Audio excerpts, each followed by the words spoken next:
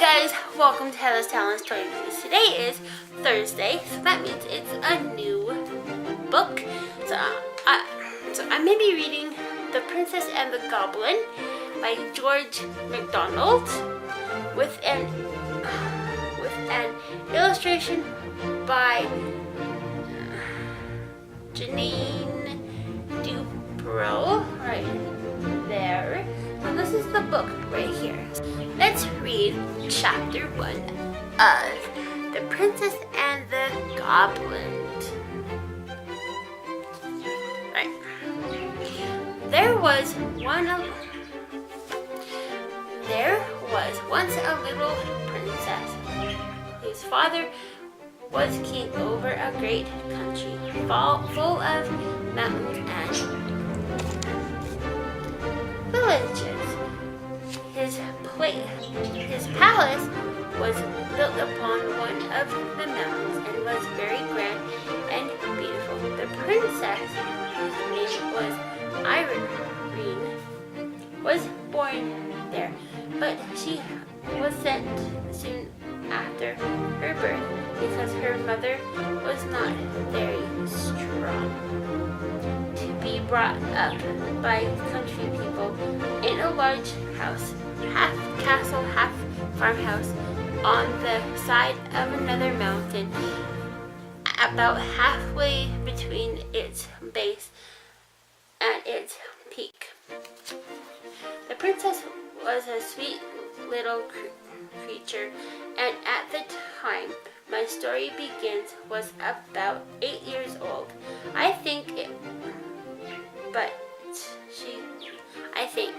But she got older very fast. Her face was fair and pretty, with eyes like two bits of night sky, each with a star dissolved in the blue. Those eyes, you would have thought, must have known they came from there. So often were they turned up in their direction. The ceiling of her nursery was blue with stars in it, as like the sky as they could make it. But I doubt it if she saw the real sky with the stars in it, for a reason which I had better mention at once. These mountains were full of hollow places underneath huge caverns and winding ways, some with their running through them, and some shining with all colors of the rainbow. When a light was shone in, there would not have been much known about them had there not been mines there, great deep pits with long galleries and passages running off from them, which had been dug to get out the ore, of which the mountains were full. In the course of digging, the miners came upon many of these natural caverns. A few of them had far-off openings out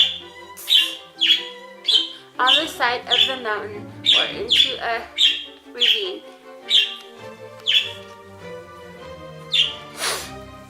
Sorry about that. My birds say hello again. So let's keep reading. And in these subterranean caverns lived a strange race of beings called by other goners,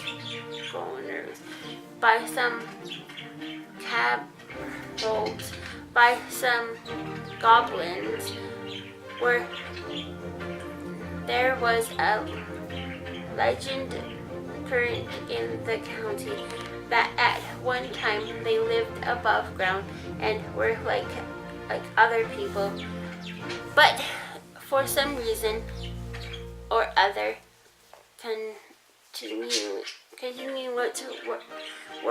there were different legendaries the king had laid what they thought to serve taxes upon them, or required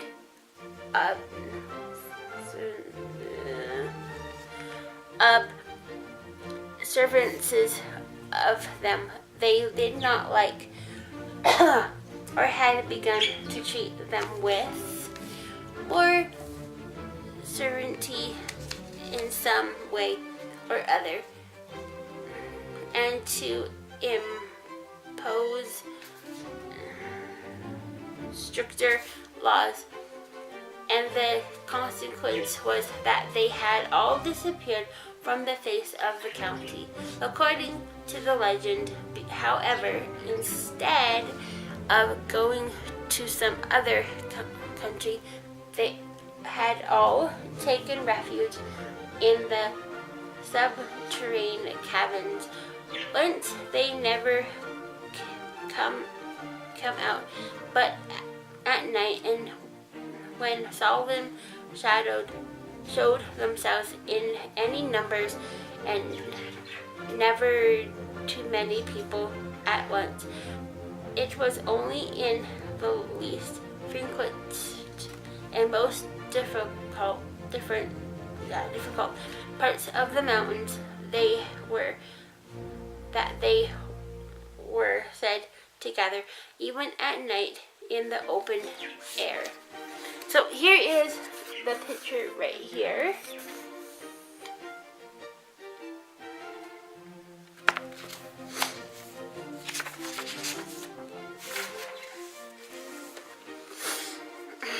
Those who had caught sight of any of them said that they had greatly altered in the course of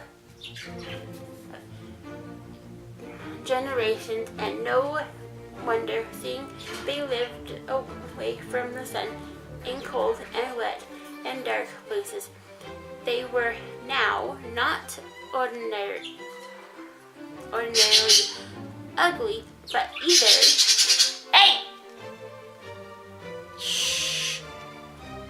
absolutely hilarious and both in face and from form. There was no invention, they said, of the most lawless imagination experienced by pen or pencil that could surpass the extravagance of their appearance. And as they grew misshapen in body, they had grown in knowledge and cleverness. Yeah. So here is another picture. I know it's dark. It is dark. Cool. And now we're able to do things no mortal could see the possibility of. But as they grew in cunning, they grew in mischief, and their great delight was in every way they could think of to annoy the people who lived in the open air story above them. They had enough of affection left for each other to preserve them from being absolutely cruel or cruelty's sake to those that came in their way. But still they so heartily cherished the accentual guard against those who occupied their former possession, and especially against the descendants of the king who had caused their explosion, that they sought every opportunity of tormenting them in ways that were as odd as their inventors, and although dwarfed the mishap, they had strength equal to their cunning in the process of time. They had got a king and a government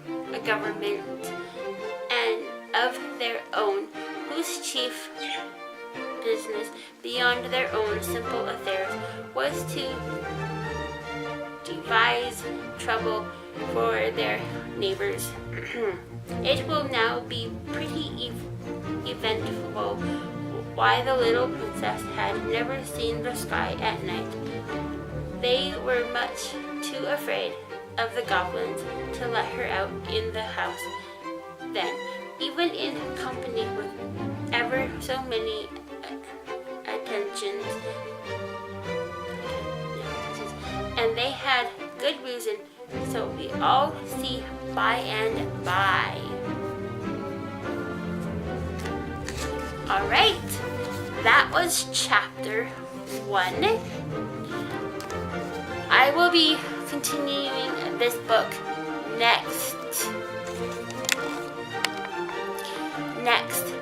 Thursday for chapter 2. So make sure you guys, I will be doing a playlist of this here book. If you guys want to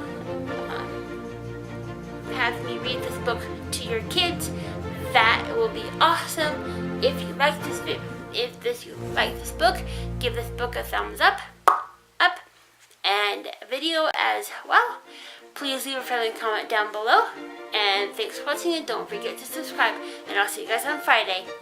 Bye. High five, guys.